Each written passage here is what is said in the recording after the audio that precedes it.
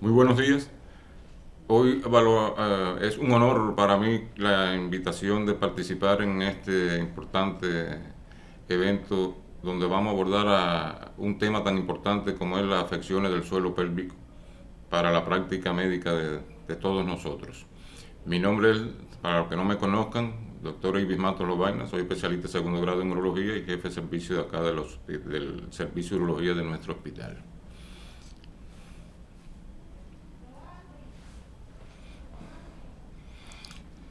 Nosotros abordaremos dentro del suelo pélvico lo que es la incontinencia urinaria de esfuerzo femenina, muy frecuente y asociada a estos eventos.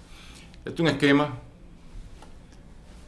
representativo de lo que es el suelo pélvico, con sus músculos del piso pélvico, ligamento, etcétera. De ahí de que muchos le llaman en el suelo pélvico, hablan de la teoría del puente, por los soportes de sostén de un puente son parecidos a los soportes de sostén del suelo pélvico, que está dado por sus músculos, por el sistema ligamentoso y tendinoso.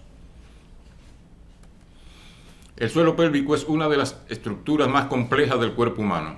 Históricamente el abordaje de sus enfermedades ha sido vertical, es decir, un compartimento anterior que era abordado por urólogos exclusivamente, el compartimento medio por ginecólogos con frecuente incursión en el compartimento anterior femenino y el posterior reservado a los cirujanos y coloproctólogos. Las principales afecciones que incluyen el suelo pélvico están la incontinencia urinaria, incontinencia fecal, prolapso de órganos pélvicos, alteraciones de la percepción y del vaciamiento del tracto urinario, estreñimiento crónico, disfunciones sexuales, varios síndromes de dolor crónico del área perineal. Manejo actual. ¿Cómo se aborda actualmente esta afección? Bueno, existe un concepto integrador transversal, ya no vertical. Abarca la fisiología, la fisiopatología y la propia definición de estas enfermedades como una estructura integrada. De ahí que se aboga hoy en día por la creación de unidades de suelo pélvico, con un concepto de multidisciplinaridad. Se requieren equipos formados por múltiples dominios profesionales. En el caso nuestro de la urología, la integración urológica está dada con la ginecología, la coloproctología, la medicina física y rehabilitación, imagenología, la neurofisiología y la psicología. ¿Por qué la psicología? Porque estas pacientes generalmente tienen cierto grado de afectación psicológica. Para hablar un poco que se entienda la incontinencia urinaria de esfuerzo. La continencia urinaria depende de tres factores fundamentales. Un factor esfinteriano, responsable de la apertura y cierre de la uretra. Un soporte o mantenimiento del tracto urinario constituido por las relaciones de anclaje y fijación con estructuras pelvianas parauretrales, de ahí el papel del suelo pélvico en la continencia urinaria. Y un factor nervioso encargado de la coordinación y control de estos dos anteriores. La fisiología de la micción. La vejiga urinaria es el único órgano visceral con músculo liso que se encuentra por completo bajo control voluntario de la corteza cerebral. Presenta una inervación dual y su función requiere de una interacción coordinada de los componentes sensitivos y motores, tanto el sistema nervioso somático como del autónomo. Los aspectos funcionales de la vejiga. Una capacidad volumétrica normal de 350 a 500 mililitros.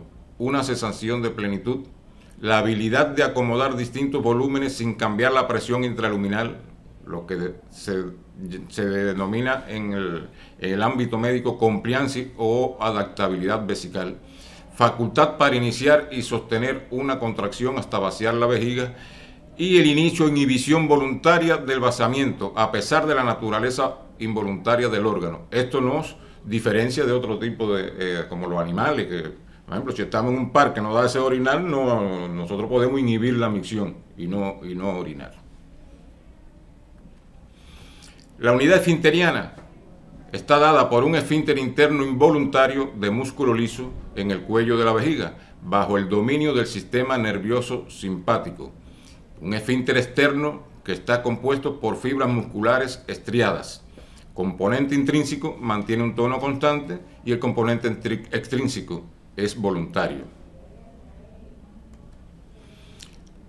Aquí tienen un esquema para ver más. Se ubica en la inervación del complejo uretrovesical, es decir, una inervación simpática que va a estar dada por el nervio hipogástrico y una inervación parasimpática que va a estar dada por el nervio pélvico. La inervación parasimpática por el nervio pélvico, que deja las raíces nerviosas a través de T10 a T12, y una inervación parasimpática que la simpática sale del segmento S2-S4 y la parasimpática, la simpática deja a través del nervio hipogástrico, a través de T10 hasta T12 y la parasimpática de S2 a S4. Además existen receptores en la vejiga, los receptores colinérgicos que van a predominar en el músculo detrusor, que son los responsables del relajamiento de la vejiga y del músculo, mientras que los receptores alfa y beta del sistema simpático predominan en el trígono, en el cuello vesical y en la uretra proximal. Además existen los receptores de presión, volumen, temperatura en el detrusor. Ahora, tipos de incontinencia de orina.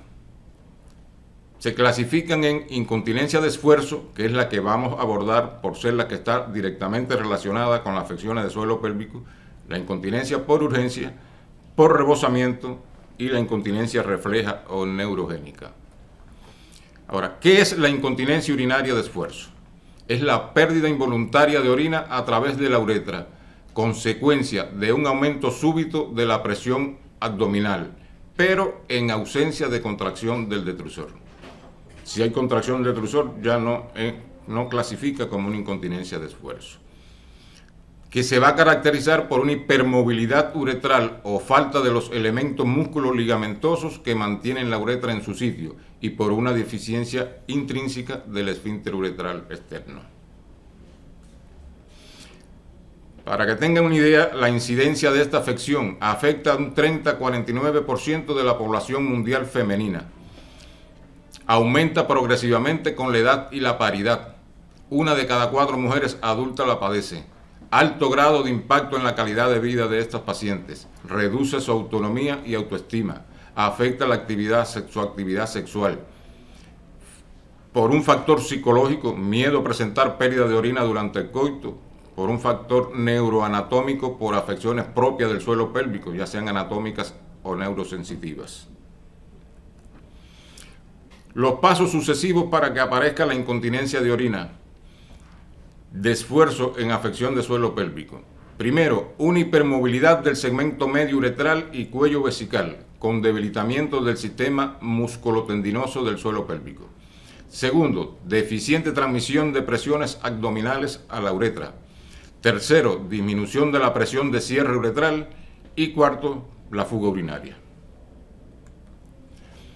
¿Cómo estudiamos esta paciente? ¿Cómo abordamos su manejo en consulta?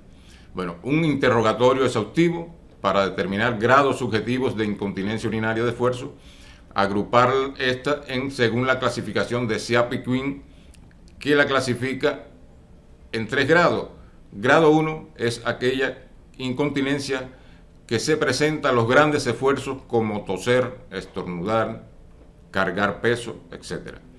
Grado 2 aparece la incontinencia durante los medianos esfuerzos.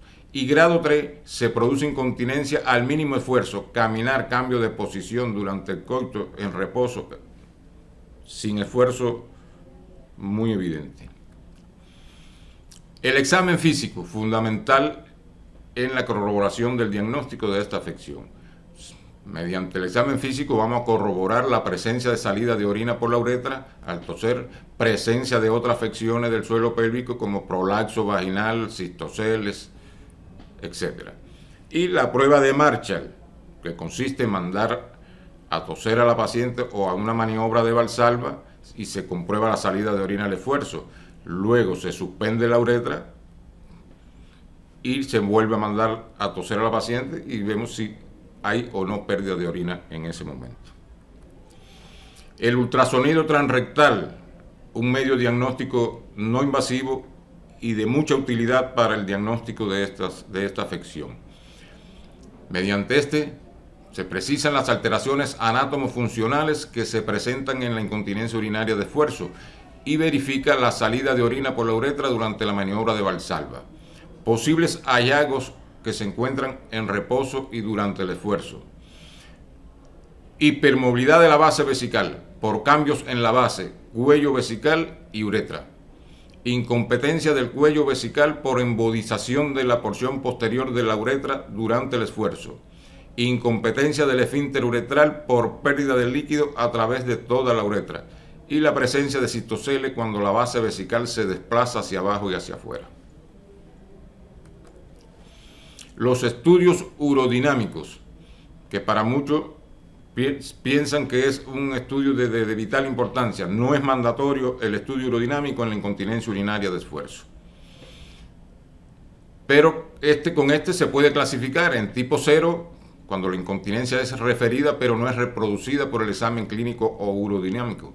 Tipo 1, incontinencia por esfuerzo, con presión de pérdida de cierre uretral por sobre los 90 centímetros de agua. Que esto va a dar la traducción de que existe una hipermovilidad del cuello y con una uretra menor a 2 centímetros.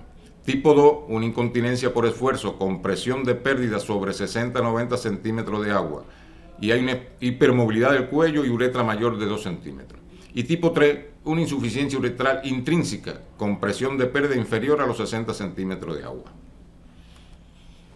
Ahora, indicaciones precisas de la urodinamia. Porque si nosotros mandamos un estudio urodinámico a toda paciente con incontinencia de esfuerzo, la mayoría de los estudios van a dar normal.